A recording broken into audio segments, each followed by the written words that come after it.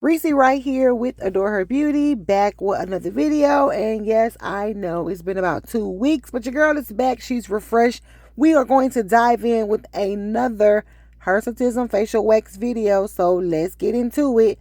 As you can see, I'm using Abrogate Wax by Abolish Wax brand. And as I was, trimming this video down for the sake of time, I was deciding that, I want to talk about why is it necessary to lay multiple layers when you're waxing. But first, take a look at this strip. So this is one layer, and then you'll see I will go back in for a second layer. Why do we have to do multiple layers when we're waxing? Why isn't one layer or one application of wax enough? Well, the answer to that is because hair grows in layers. Let's take the scalp for instance. So, we don't have hair at our hairline and it just extends long enough to cover the entire head. So that if you were to lift the hair up, you would be bald only except at the hairline.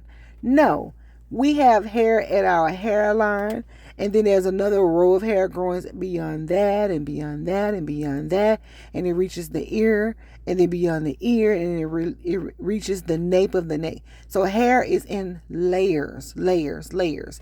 And just as it is on our scalp, it's kind of like that way on our body as well. There are thousands and thousands of follicles, and they each, have their own row or own layer.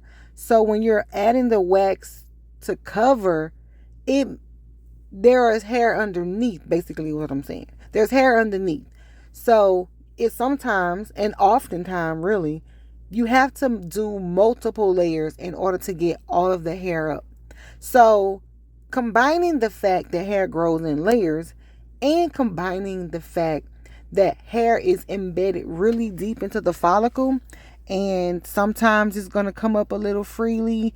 For other people, it's going to be a little resistant. You have to do multiple layers. So don't be alarmed when your esthetician is kind of going over an area more than once. Even sometimes, in some instances, more than twice. With hard wax, you can go up 2-3 times without, making a risk of damaging the skin. And you can see, even with some of these layers, there are little hairs there.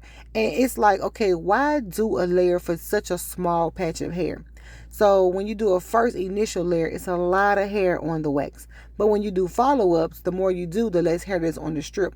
So you may think that's a waste of product. But honestly, to get those few 10, 15 hairs with the wax is better than tweezing 10 or 15 hairs, because tweezing is also uncomfortable and you're doing it 1 by 1, 2 by 2, however many you grab.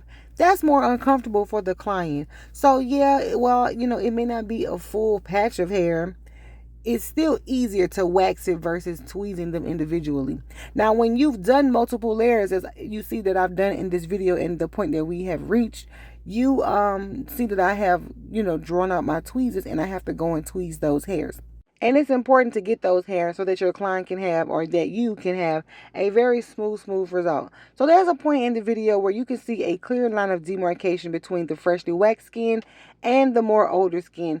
Comment that timestamp in the comment section. Let me see if you caught it. And so this is the end of the video. I hope to see you in the next video. Now listen, I'm going to be in Houston on October 21st and 22nd for a meet and greet and a waxing pop-up. If you're in the area, come see me. Yes.